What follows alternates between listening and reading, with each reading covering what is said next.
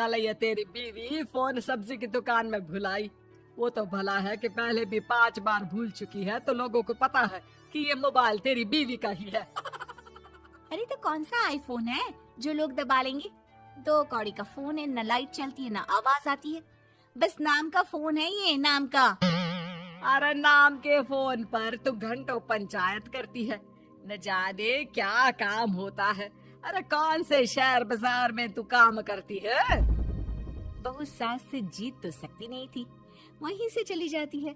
लेकिन हाँ, भूलने की आदत उसकी अब भी रहती है। सुनो, नहाने जा रहा हूँ, ऑफिस के लिए देर हो रही है, तो जरा ये शर्ट प्रेस कर देना। और हाँ प्लीज, और कोई शर्ट धुली नहीं है तो थोड़ा ध्यान से करना, ठीक है? अरे हाँ पता है, हर बात पे सिखाया मत कीजिए। इस घर में शादी करके तो ऐसा लग रहा है कि सामान्य ज्ञान की क्लास ही चलती रहती है, हर वक्त परेशान करके रख दिया है। पति नहाने जाता है और बीवी लग जाती है पति की शर्ट प्रेस करने कि तभी बाहर से आवाज आती है, कोई गरीब साधु को रोटी दे दे।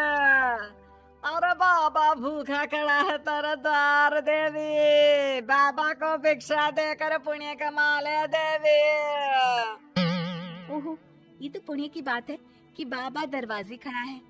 अब इसकी आवाज सासू माँ को सुनाई नहीं देगी, लेकिन मैं और ये कमरे में हल्के से बात कर ले तो क्या, अरे घूसी चली आती है। चलो पहले बाबा को ही रोटी दे देती हूँ। अब क्या था, रिंकी जाती है बाबा को रोटी देने, लेकिन पीछे छोड़ जाती है पति की शर्ट के ऊपर प्रेस, वो भी गर्मा गर्म। अरे बाबा रोटी तो ले लो, बस ये बता दो कि मेरी किस्मत कब जगेगी। ससुराल में हालात टेबल टेनिस के बॉल की तरह हो गए हैं, कभी कोई इधर फेंकता है तो कभी कोई उधर फेंकता है, कोई इधर मारकर उधर फेंक देता है। समझ में ही नहीं आ रहा कि ये भूलने की आदत कैसे ठीक होगी। कोई उपाय हो तो बता दो ना बाबा। बाबा घर के अंदर देखते हैं तो 1 घंटे बाद टीवी पर गजनी फिल्म शुरू होने वाली होती है। याद है ना, गजनी फिल्म जिसमें आमिर खान को भूलने की बीमारी होती है और वो हर बात को लिख कर याद रखता है।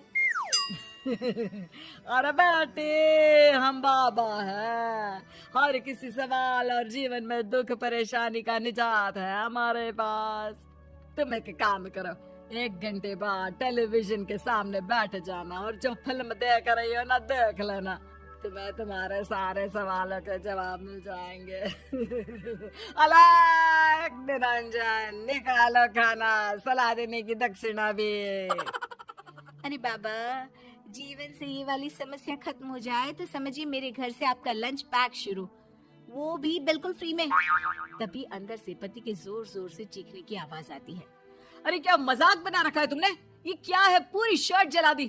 तंग आ गया हूँ मैं तुम्हारी भूलने की आदत से।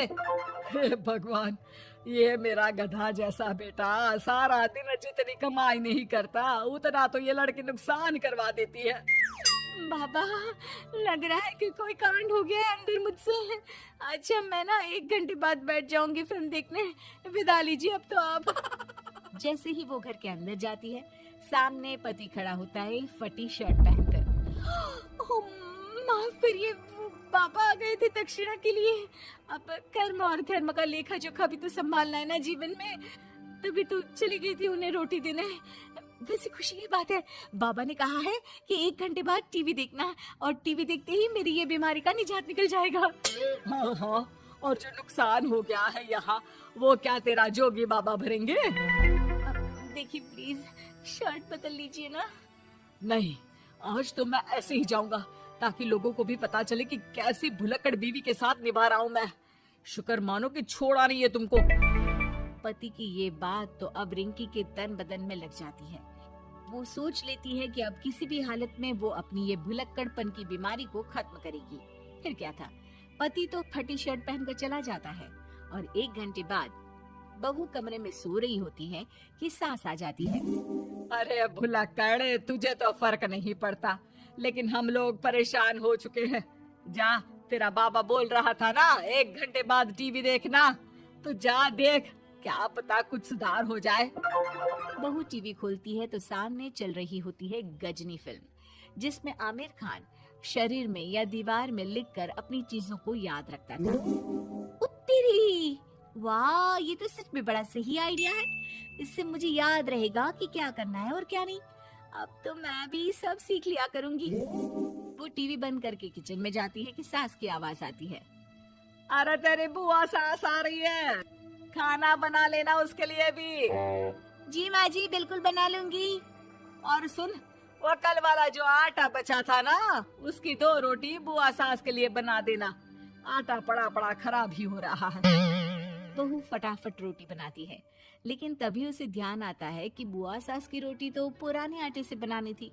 वो पुराना आटा लेकर रोटी बनाकर उस पर पेन से लिख देती है, पुराने आटे की रोटी बुआ जी के लिए। अरे क्या बन रहा है खाने में? भाभी, आपकी बहू की क्या हाल है? भूलने की बीमारी कम हुई या ऐसे ही तबाही मचा रखी है? अरे क्या बताए, अब आज किसी बाबा से उपाय पता किया है, देखो जरा। भाभी, ये आप ही हो जो संभाल रही हो ऐसी बहू। हम लोगों से तो पता नहीं हो पाता या नहीं। तभी वहाँ बहू आ जाती है। हाँ, तभी तो मैं इनकी बहू हूँ, आपकी नहीं। वैसे मैंने तोड़ निकाल लिया है। अब क्या था, बुआ सास जैसे ही खाना खाने बैठती है कि सास बोल पड़ती है। बहू, याद तो होगा नहीं जो बोला था? याद करो, बुआ के लिए कौन सी रोटी बनानी है, कहा था ना मैंने। जी, सब याद है, सब कुछ। ये लीजिए। लेकिन जैसे ही बुआ सास की रोटी उनकी प्लेट में आती है, वो जोर जोर से चिल्लाने लगती है। अच्छा, तो ये टोटका बताया है तेरे बाबा ने, जो कुछ भूलो लिख लो, क्यों? बहू को लगता है कि बुआ सास तारीफ कर रही है। अब क्या करे, याद रखने के लिए कुछ न कुछ तो करना होगा ना, वरना रोज रोज ताने बोलियां खा खा कर तो मैं परेशान हो गई थी। तो क्या कहा तेरी सास ने? बासी आटे की रोटी बुआ सास के लिए? हैं? बाबा, अरे हाय, कैसी बात कर रही हो ना नदरानी, मैं ऐसा क्यों बोलूंगी? ऐसे आपको कैसे पता चला? क्योंकि तेरी भुलक्कड़ बहू ने ये लिखा है। बहू सबके सामने वो रोटी रख देती है जिसमें लिखा होता है, बुआ सास की रोटी बासी आटे की।